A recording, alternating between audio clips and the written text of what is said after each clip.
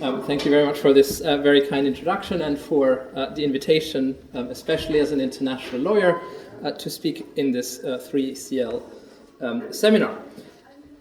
So this paper that I'm presenting today is co-authored with an economic historian, Norbert Gaillard, who specializes in credit rating agencies. Now, as you all know, credit rating agencies have only been around for about 100 years, and they are useful, or at least they have historically been considered very useful tools to assess the creditworthiness of debt issuers.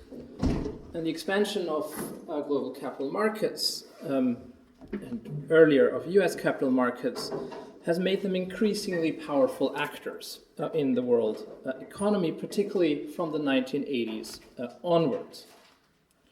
Investors have increasingly relied on credit ratings, and this in turn has convinced regulators, particularly in the United States, to incorporate credit ratings into regulatory rules, a trend that already started in the 1930s. And this reliance on credit ratings intensified until policymakers changed course, perhaps quite abruptly, following the 2008 crisis, when the view gained ground that credit rating agencies were one of the contributing causes of the crisis, particularly in the market for structured finance products. Various reports, particularly by the SEC, have concluded that credit rating agencies had knowingly inflated their ratings for these structured finance products. They had neglected credit risks relating to mortgage fraud and in turn contributed to the housing price bubble. Such findings paved the way for increased regulation in the United States and elsewhere. Very briefly, because this is not the focus of my talk today, which will focus on lawsuits brought against credit rating agencies in the United States. Specifically, we've seen a regulatory response. I focus here briefly on the United States, particularly in the Dodd-Frank Act of 2010. Congress established, for example, an Office of Credit Ratings that has broad discretion in rulemaking with respect to credit rating agencies, to ensure in particularly that credit rating agencies are not unduly influenced by conflicts of interest. The Dodd-Frank Act also removed the embeddedness of credit ratings in federal regulation. What we also observe since 2008 in particular is a growing number of lawsuits against credit rating agencies in US courts. For example, and I'll come back to that case during my presentation, Abu Dhabi Commercial Bank, alongside 13 other plaintiffs, brought a lawsuit against Standard & Poor's. And this case ultimately settled, but on undisclosed terms. It's a significant case because it's one of the first cases where a US court has held that credit rating agencies are not protected by free speech, the First Amendment under the US Constitution. There has also been enforcement action by the Department of Justice and various state regulators. Standard & Poor's and the Department of Justice, for example, reached an unprecedented settlement in 2015 for $1.3 billion US dollars. So my talk today will be structured into three parts. I will first discuss the emergence of credit rating agencies as de facto regulators over the course of the 20th century. I will then turn to the First Amendment to the US Constitution as a shield to the liability of credit rating agencies. And more recently, the significant shift that has occurred in the approach of US courts, namely a shift towards at least in principle, the possibility of liability of credit rating agencies. We argue in the paper that credit rating agencies have lost their regulatory and judicial quasi-immunity, particularly since 2008, in no small part as a result of their behavior that led to a changed approach of US courts in the lead up to the subprime crisis.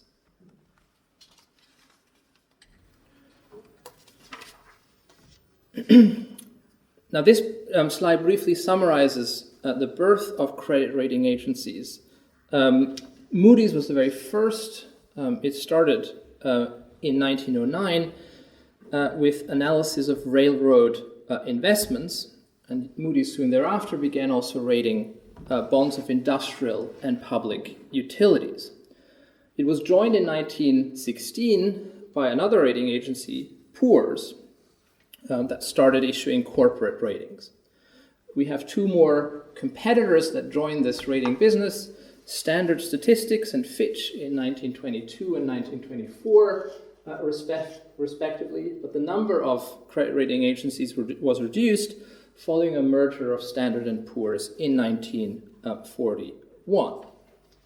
If we fast forward to 2015, the three big credit rating agencies, Standard & Poor's, Moody's, and Fitch, together account for 96.5% of the world market in ratings. So they dominate this market, and they've done so since the interwar period. Now, this slide shows you the boom of ratings of structured products from 1996 to 2007, so just before the subprime crisis erupted, using Moody's as an example.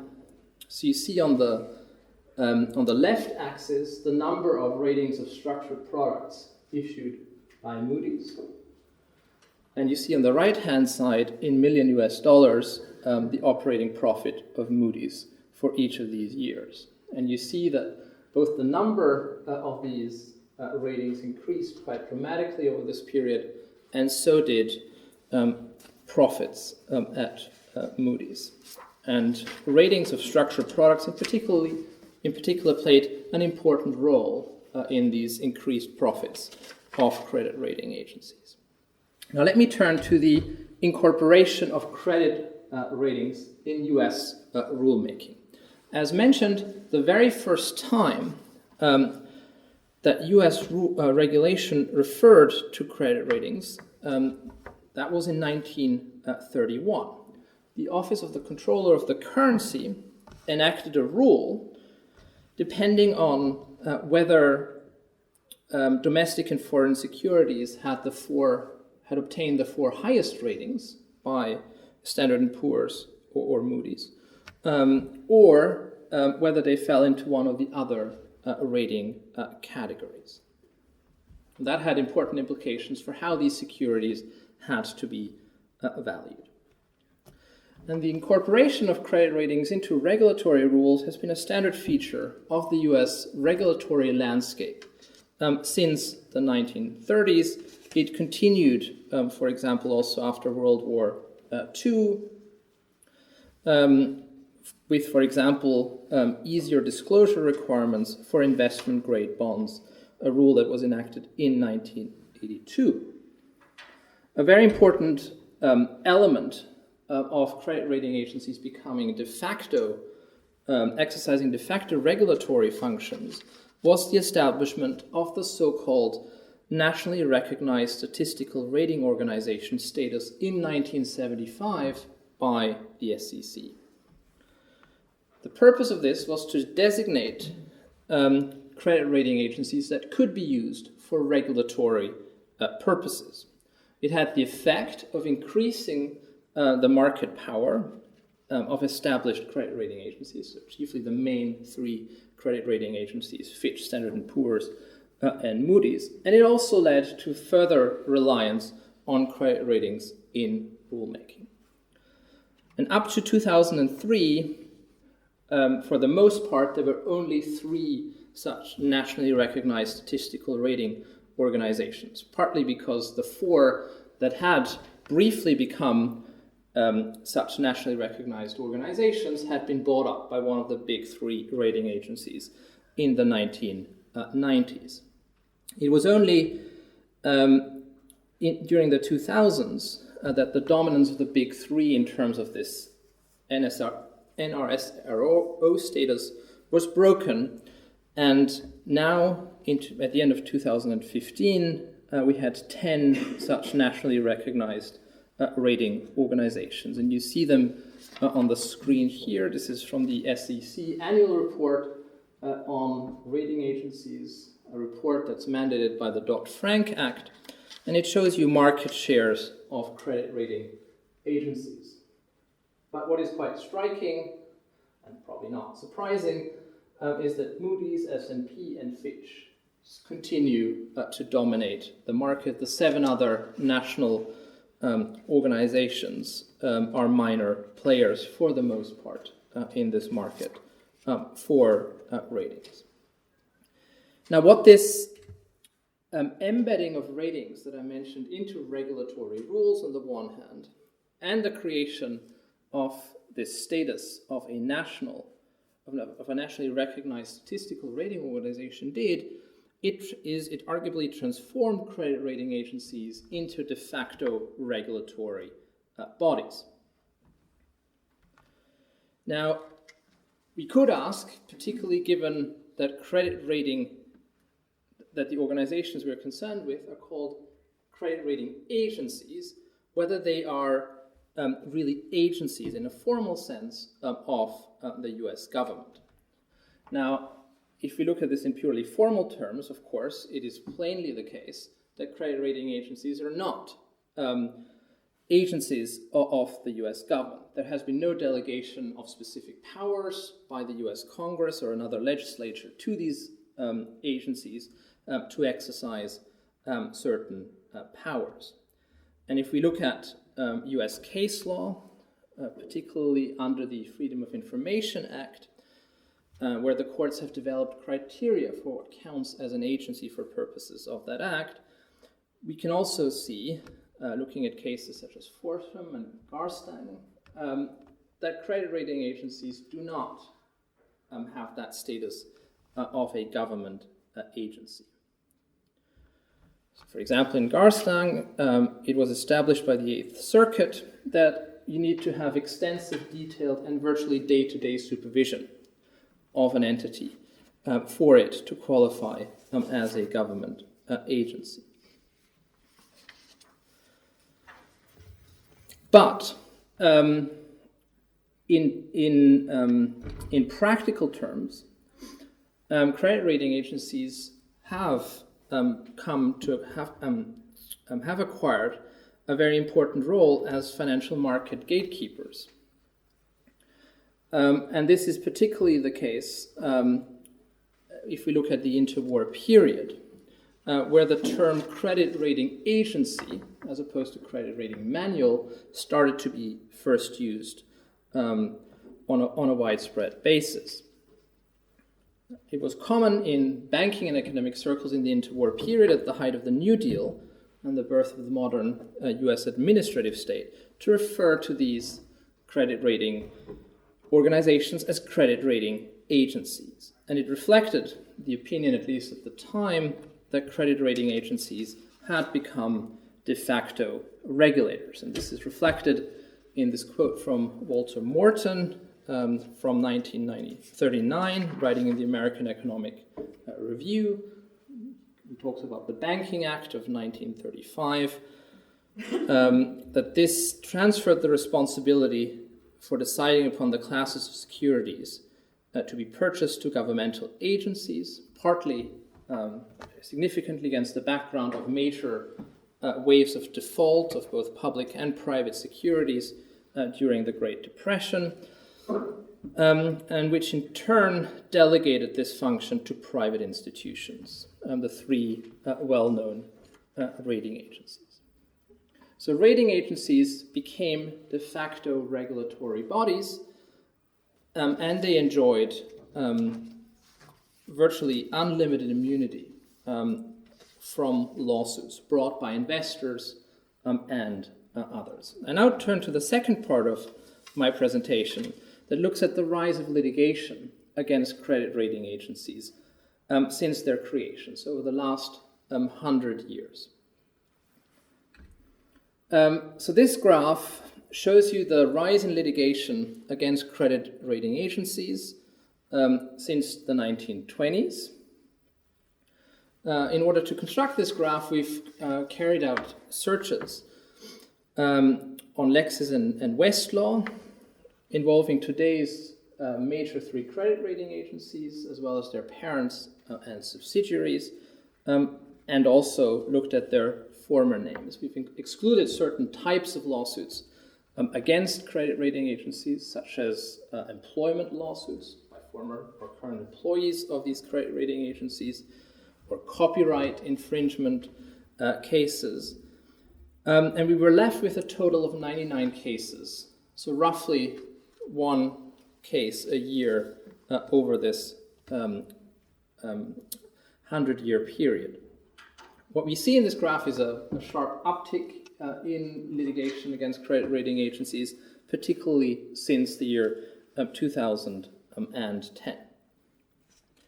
There was very little litigation during the interwar period, contrary to what one might have expected, given the performance of credit rating agencies during that period. It's particularly following the 2008 crisis that we have seen more than 45 cases brought against credit rating agencies already. The next graph breaks down who brought litigation against credit rating agencies, whether it's investors, subscribers, issuers, or regulators. And there's only a single case in our data set where an issuer brought litigation against a credit rating agency, for example, and a small but growing share of cases brought by regulators, the green pie chart. What about who are the defendants in this litigation? So this graph roughly reflects the market shares of the credit rating agencies, with S&P accounting for the largest share of cases. We've also included Dun & Bradstreet here, which is not strictly speaking a credit rating agency, but there were a significant number of libel lawsuits against Dun & Bradstreet in the 1970s. Now, I now come to the position that has prevailed up to the late 2000s, that is the orthodox position that credit rating agencies enjoyed quasi-immunity before US courts. Now, the main reason for that quasi-immunity is the First Amendment of the US Constitution, freedom of speech. Credit rating agencies have argued time and again that they were members of the financial press, and as such, that they enjoyed the freedom of expression guaranteed by the US Constitution. In some cases, after World War II, and as I've mentioned, there were not very many, courts have effectively treated credit rating agencies as part of the media industry, and they were virtually unanimous in granting protection under the First Amendment to credit rating agencies. It's only really from 2010 onwards, when we have the first cases coming out of the 2008 financial crisis reaching US courts, that courts have started to deny First Amendment protection to credit rating agencies. You've got two examples on this slide where courts have upheld First Amendment protection for credit rating agencies. Compuware and Moody's, a case that was decided in 2007 by the Sixth Circuit, is a very good example. It represents the traditional position in relation to ratings under the First Amendment. The court qualified ratings as opinions on matters of public concern, and the only scenario in which a rating agency was liable for such an opinion was if it had made that, if it had issued that opinion in the knowledge that it was false, or if it was issued by the rating agency in reckless disregard of whether it was false or not. So this is a very high threshold for the liability of rating agencies, and the court in Compuver emphasized that a credit rating required a complex weighing of factors, and that it was a subjective, predictive opinion. So that's the traditional position, and now I'm going to come to the final part of my presentation that shows how US courts, particularly in the last decade, have shifted away from this orthodox position of quasi-immunity for rating agencies under the First Amendment. How did courts achieve that? Well, they chiefly managed to hold rating agencies liable for their ratings by requalifying credit rating agencies no longer as political speech, akin to the kind of freedom of speech protection that the press enjoys, but as commercial speech.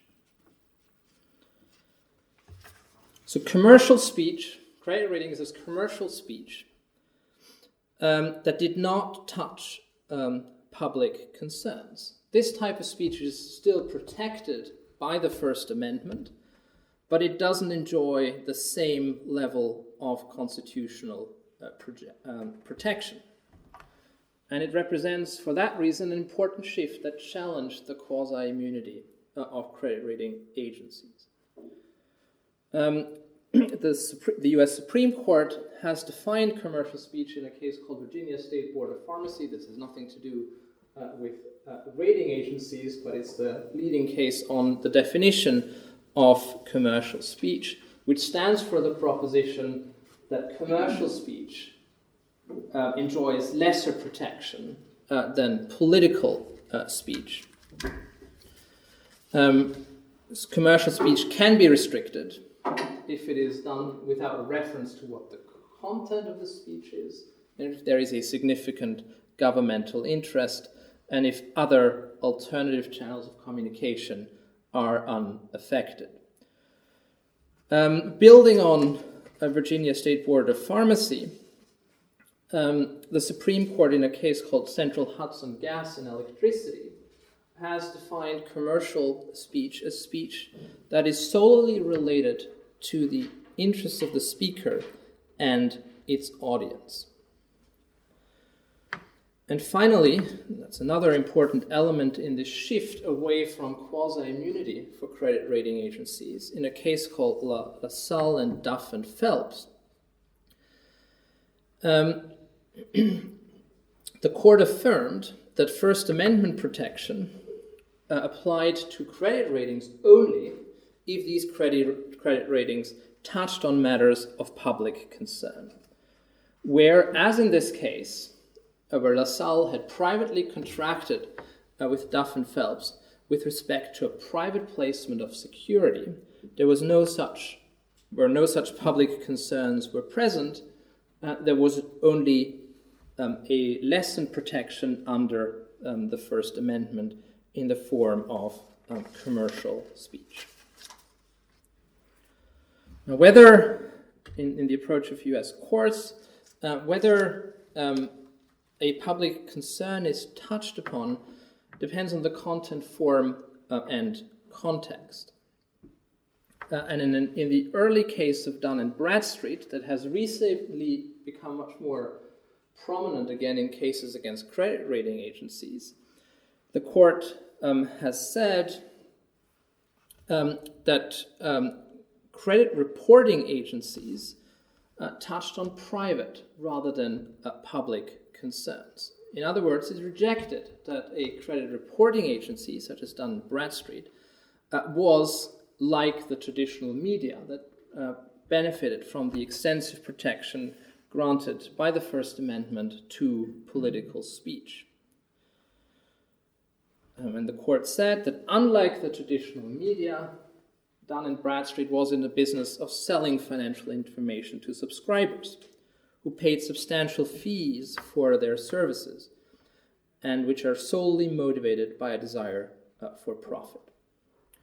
Now, taken together, LaSalle and Dun & Bradstreet foreshadowed this shift and played a very important role in this shift because US courts started to rely on these two important precedents in cases brought against rating agencies after 2008, particularly with regards to structured products. So US courts took up this idea that structured products were for a specific business audience. They were not of public concern, but only of private concern, and as a result, the full First Amendment protection that traditionally extended to credit rating agencies did not apply. In the case I mentioned earlier, one of the first ones to be decided by US courts after the crisis of 2008, Abu Dhabi Commercial Bank, the court, relying on Dun & Bradstreet, rejected the credit rating agency's First Amendment defense. The court reasoned that the rating in question, this related to structured investment products that had been prepared by investment banks for a select group of investors and had then been rated by S&P and Moody's, that they were disseminated only to a specific business audience, and that as a result, the First Amendment did not provide any protection in this lawsuit against the credit rating agency. The case settled a week before the trial on the merits on unknown terms. There is one case from a common law jurisdiction, namely from Australia, Bathurst, where the Federal Court of Australia upheld, found in favor of the plaintiff, a municipality in Australia relating to complex collateralized debt obligations rated by Standard & Poor's and Moody's. In that case, too, defenses by the rating agencies relating to freedom of speech were of no avail. And there's a second dimension which has challenged the traditional quasi-immunity of credit rating agencies, namely public enforcement by the US government and by US regulators. So here are three significant examples, all settlements ultimately. The US government alongside various state plaintiffs settled, as already mentioned, with S&P in 2015. The SEC has brought enforcement action against S&P also in 2015, resulting in a very significant settlement as well. And the California public retirement system has also settled with S&P in 2015 and 2016 after the California Court of Appeals had denied First Amendment protection to the rating agencies. So the withdrawal of the full First Amendment protection from credit rating agencies by courts has catalyzed settlements in a variety of cases, and there may be more to come in the coming years. Well, that brings me to my conclusion. On the eve of the mortgage crisis of 2007 and 2008, credit rating agencies were very powerful actors in global financial markets. If we look at US courts, they enjoyed quasi-immunity. As we've seen, US regulators routinely relied on ratings for regulatory purposes, but they reversed course after the crisis, cutting over-reliance on credit ratings, and credit rating agencies increasingly faced lawsuits before US courts in the prospect of liability. One can equate the credit rating agencies perhaps to Icarus. As long as they assigned their ratings in the interests of investors, U.S. courts were prepared to accept that ratings amounted to speech, free speech protected by the First Amendment.